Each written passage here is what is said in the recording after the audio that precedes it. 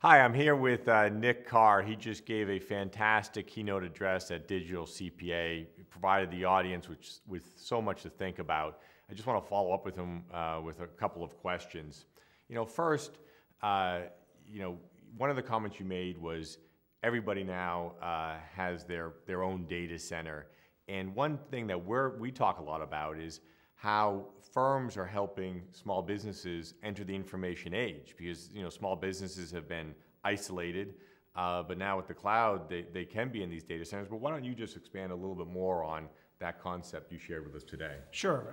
I mean, one thing that the cloud does is it democratizes computing even more than it's been democratized in the past, and that means that the advantages larger companies used to have in having access to incredibly powerful computer capabilities, software capabilities, and so forth, some of that begins to disappear because the cloud allows smaller and mid-sized companies to tap into these huge utility computing, cloud computing operations. And I think as a result, one of the crucial things that CPAs can do is guide their clients in how to make use of this data center in essence that they didn't used to be able to operate themselves because of their size. And this opens all sorts of opportunities to use data in new ways, to collect more data, to analyze data in different ways. But they often need the expert to help guide them in how to take advantage of this new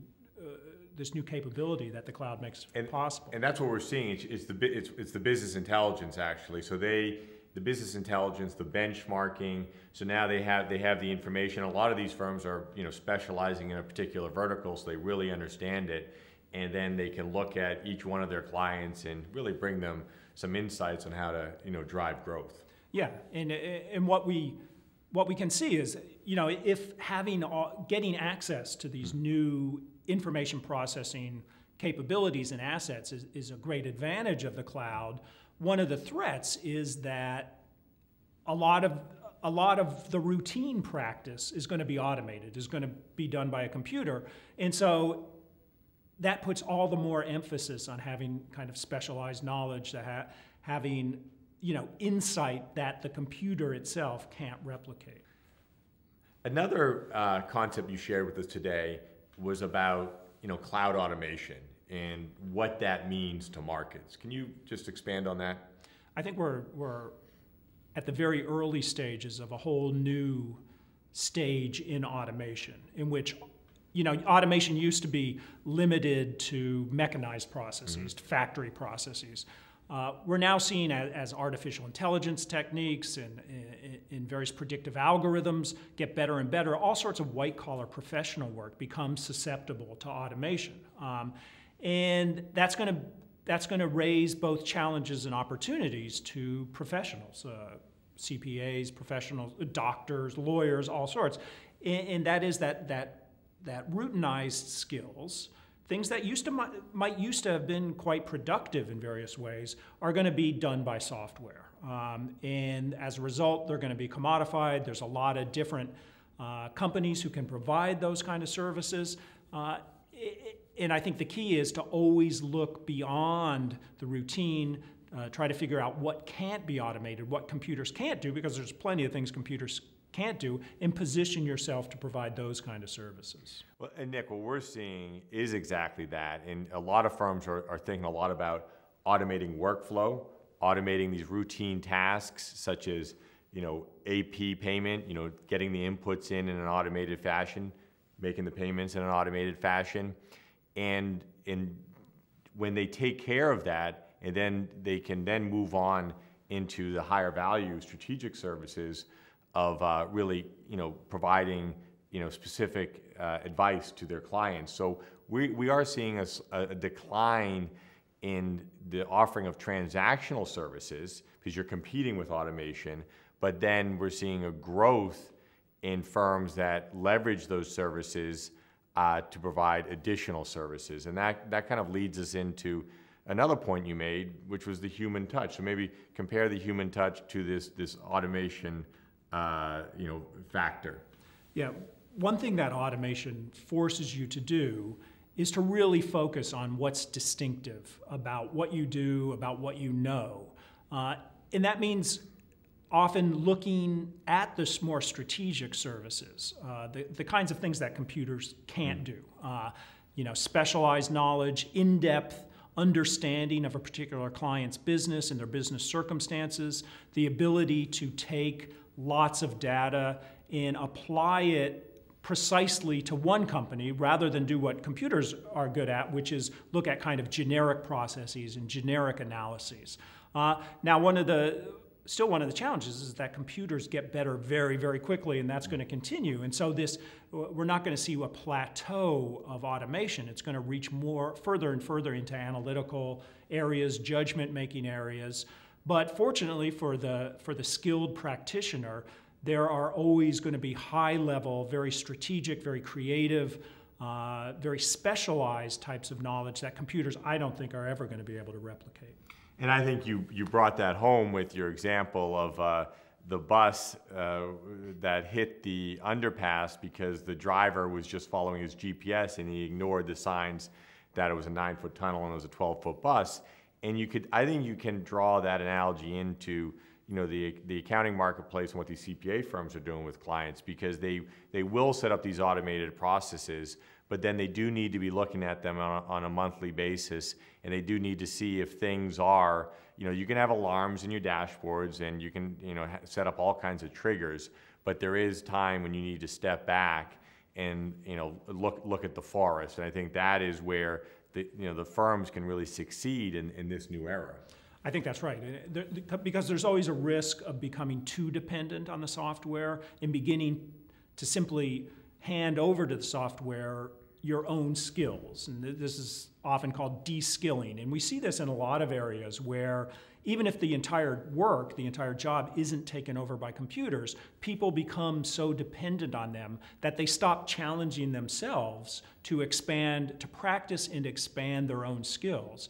And so one of the things that's going to be crucial in the coming years is to make sure you're constantly engaged with hard challenges, you're pushing your own talents and skills forward, and you're not just falling back onto the software. Nick, we have a lot of people that are just starting this journey. Any thoughts on advising them as they map out 1 year, 5 years, and 10 years in related to, driving automation? The wise path versus the unwise path? Well, I think there are experts on automation and on designing the systems themselves draw a distinction between two very different approaches to automation. One is called technology-centered automation, and the other is called human-centered automation.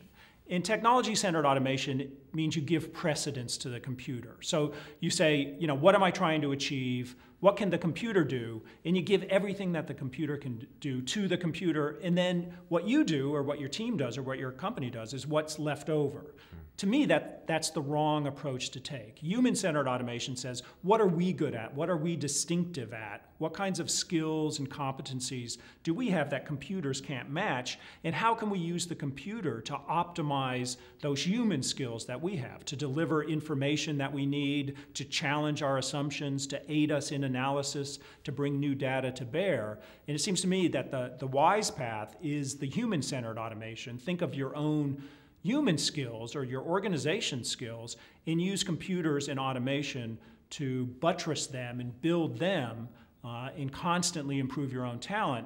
And don't go the other route, which is to see kind of people as simply the ones that operate the computers. So just maybe to leave us with something, automation can be your partner if you think about it in the right way. It's not, this profession shouldn't fear it from a standpoint that they won't have future value, but they need to harness it. And if they don't, then it could become a threat.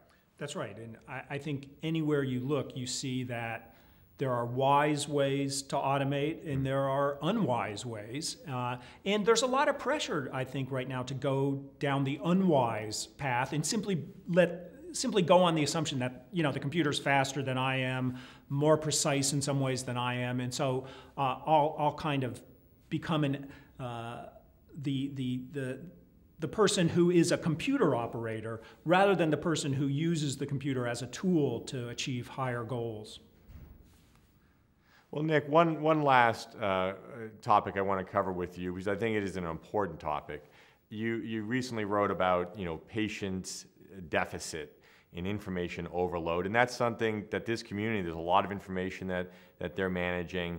They've got a lot of requests from their clients, requests from suppliers, and just they're continuing trying to stay up on all of the complexities and challenges that that are in front of them. So talk a little bit about what patient deficit means and information overload means in today's world.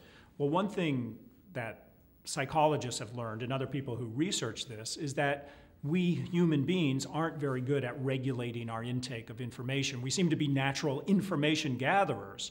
And so the danger is that now that we all have smartphones and tablets that are constantly connected to unlimited flows of information, we begin to spend all of our time glancing at our phone, taking in new information, and that crowds out the time available to engage in really deep, attentive thought. When you're not looking at a screen or following messages or Googling and so forth, but you're kind of shutting off the flow of information, taking the information you've gathered and thinking really deeply about that. And that requires a really attentive, focused mind. And it's becoming more and more challenging. We're becoming more impatient because we expect, you click a link, you get new information. And so you become kind of almost unwilling to slow down enough to engage in really deep thought. And it seems to me that that's a real problem, not only for business, but for society in general. We're kind of all losing our ability to be attentive. The good news is that if you can cultivate that ability, if you can switch between modes of thinking in which at one point you're sending out and receiving a lot of messages and gathering lots of information, then at different times you're quieting your mind, turning off the flow, and really being attentive, then that's going to give you a special kind of personal advantage over other people who aren't able to regulate their intake of new data and new information. Well, it's very insightful. One point is go fast with automation, but then slow down with thoughtfulness. And when you think about the firms out there, so they've got to put in place these new capabilities and move fast to do that. And at the same time, be thoughtful about your knowledge that you're providing, because that's going to differentiate you. Right. So computers are fast, but they're not mindful. So in order to get the most out of them, we need to deploy them for all the things that they can do well, but make sure that we, as I said, keep the human touch and keep those capabilities that are particularly human, and make sure we don't lose sight of those and don't let those erode from our own repertoire of skills. Well, I just want to thank Nick Carr very much for being at Digital CPA today, for all the leadership you're providing to our profession, to society, and encourage our audience to read The Glass Cage and stay current with what you're putting out in the marketplace for all of us. Thank you very much. Thanks, Erik.